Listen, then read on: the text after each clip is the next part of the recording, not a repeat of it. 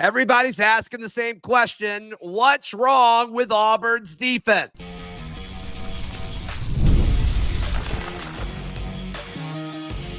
You are Locked On Auburn, your daily podcast on the Auburn Tigers. Part of the Locked On Podcast Network, your team every day. Yes, welcome on into Locked On Auburn, your daily Auburn Tigers podcast. I'm your host, Zac Blackerby, and thank you so much for making us your first listen every single day. Jake Crain of Crain and Company hanging out with us for a few minutes. Jake, we'll get your thoughts on Saturday's game and predictions and all that against Arkansas. What's wrong with Auburn's defense?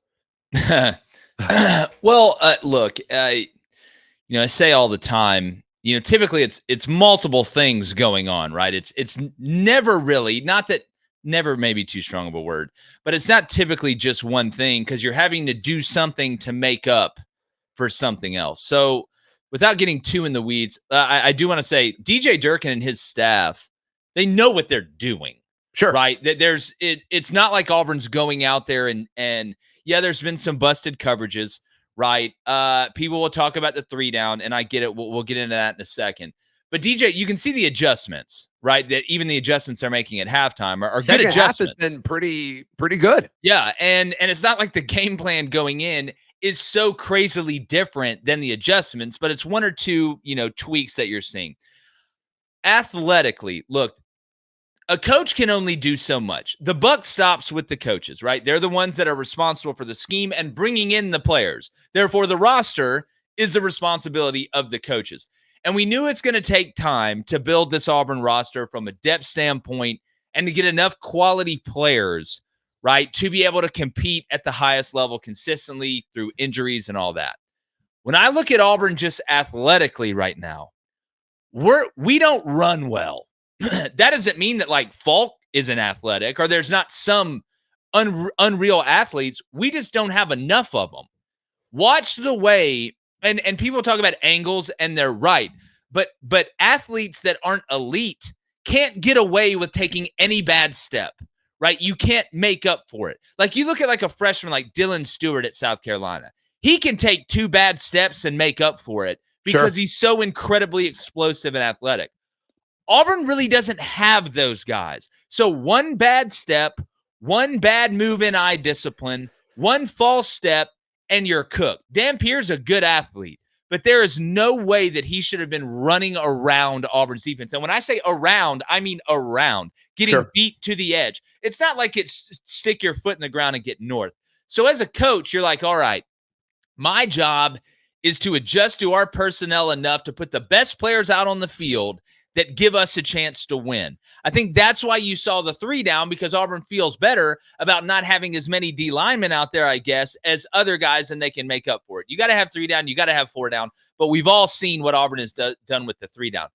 It's just at the end of the day, regardless of your scheme, you can have the perfect call, and it looks bad because you don't have the athletes to be able to, A, run it at its max efficiency, or B, be able to make up for a bad step or bad eye discipline, right? But it's but Jake, it's against New Mexico. That's what I'm saying. It's against Cal. I mean, yeah, Auburn has better athletes than they do. Again, go back and look at what Mendoza did. Go back and look at what those freshman wide receivers did with the ball in the air at Cal. Go back and look at what New Mexico's receiver Winsong, who's a guy that he played great, but he's going to be selling real estate here in about 2 years. And then look at what Dampier was able to do running around Auburn's defense. My whole point is, yes, Zach, that is New Mexico. That is Cal.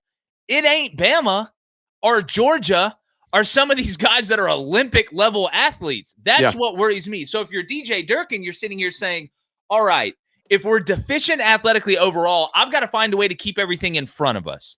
And then when you look at the man coverage, look, sometimes when you're in man, a ball that's underthrown is the best throw, right? Because it's hard for that defensive back to see it because the wide receiver's hips don't sink. It's not a route where he's sinking to come back because you're taught in phase when he sinks, I sink. There is no sinking. You turn around and run under the ball, or you turn around and you get pass interfered. That happens. But Auburn, when you don't have the best athletes, you have to be so good technically and fundamentally.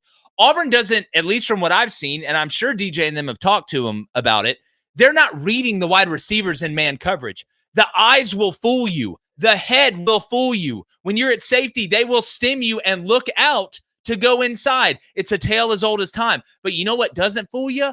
The hands. When the hands go out, the ball is coming. Not only is it coming, it's almost there. And Auburn doesn't play through the ball. That's where they've really struggled. So, again, does Auburn have the worst athletes in the world? No. They have some guys that are going to be really good and some guys that are young. And when you're young, you play slower because you're thinking more. It is just Auburn's roster isn't where it needs to be. I'm not trying to make excuses for the coaches. They're bringing in the guys, right? Eventually they will get. They're just 18 right now. Yeah, so they're 18 and it's tough, Zach. Like it's weird. Where are you with? All right, we talked about the tandem of J-Mac, Jalen McLeod, and Keyron Crawford, and they're being asked to be in coverage just as much as they're being asked to pursue the quarterback. Where are you with that? Well, I've always been of the philosophy, and when you coach DBs, obviously, if you realize you're average in the back end, the best way to make you look better is if the front seven can get after the quarterback. Go get them. Right. Now, you would love to be able to, it's a defensive coordinator's dream to be able to get there with just 4, right? To not have to funnel resources to sack the quarterback. Not that you never blitz, but like Jesse Minter at Michigan blitzed like 25% of the time just to do it, to put it on tape. And he'd let the 4 in the front just go eat, go get after it. Auburn really has, I guess they don't feel comfortable doing that. So they've said, all right, let's do this. Let's go a lot of 3 down. We'll bring a 4th guy from somewhere every now and then, but we're going to play coverage mostly. What can happen, though, is what we've seen happen. You can't say on one hand, I'm going to rush 3 and play coverage and then not cover them, whether that be in man, whether that be in zone. Teams have found a way, even Alabama A&M, if you go back and watch it, was finding holes in Auburn's zone. And Auburn has had more busts, I think, in zone coverage than man coverage. Like the one that New Mexico hit against Jaron Thompson, he just didn't reroute the guy. He missed him. Like that's a tough spot for a safety to be in, but that's the great part about playing college football. You're actually allowed to touch them at that depth. You can't in the NFL, but in college you can. So you're kind of stuck between a rock and the hard place. But if it was me, Zach, at the end of the day, I would rather heat you up and make you throw the ball early and throw you off the timing more. You got to do a little bit of everything. You can't just do one thing. But Auburn's kind of in a rock and a hard place there, and that's what I'm interested to see with Taylon Green. Like, what are you going to do? Because if you think Dan Pierre was athletic, you think he could run, wait until this cat comes into town. He's a long strider that is quick twitch, which is an absolute nightmare. Thank goodness he doesn't throw the ball very well, or at least consistently well, to give you a chance. Yeah, but his ability to use his feet as well as the feet of the guy next to him, Jaquindon Jackson. I mean, that's a tandem. Oh, it's a nightmare. That's a nightmare. It's a problem. Yeah, and they got a tight end that's an NFL player, and you're going to see him on Saturday. The Haas guy. He's an NFL. They got another one. They've had Hunter Henry. They've had, it seems like Arkansas always stays with a tight end. This dude's an NFL player too. Yeah. All right, Jake, let's jump into your thoughts, your predictions. Who wins on Saturday? That's coming up on this edition of Locked On Auburn. Today's show is brought to you by our friends at Game Time. Jake, can you imagine buying tickets to anything, anywhere other than our friends at Game Time? No, they actually sponsor Crain and Company too. I mean, we always look at each other and say, what time is it? It's game time. I mean, hey, dude, talk about the deals that they have. The way you're able to filter out the BS is incredible as well. And so great. It's maximum efficiency. We talk about it in football. They figured it out in the ticket game for sure. No question about it. So head over to the free Game Time app and take the guesswork out of buying tickets. Download the Game Time app, create an account, and use code LOCKEDONCollege for $20 off your first purchase. Terms apply. Again, create an account and redeem code LOCKEDONCollege for $20 off. Jake Crain, what time is it? It's game time, Zach. Let's go. All right, Jake. As far as Auburn, a 3.5-point favorite according to FanDuel Sportsbook. Where are you with this one? I think I'm taking Auburn to cover, but I don't feel confident about it. Well, first off, I hate that number, 3.5. If you're taking the favorite at a 3.5, that's just a bad number. I'd rather buy it down to 2.5 and not get my pants pulled down if Sure. Magoo or McPherson or whoever kicks the game-winning field goal at the end. I said earlier in the week on our show, Zach, it feels like this Auburn-Arkansas game is like one of the main ingredients they put in Four Locos when they still had them out. I don't even know if they're a thing anymore. One, I'm just glad we're not playing at 11 a.m. on Jefferson Pilot with Dave, and don't forget Dave.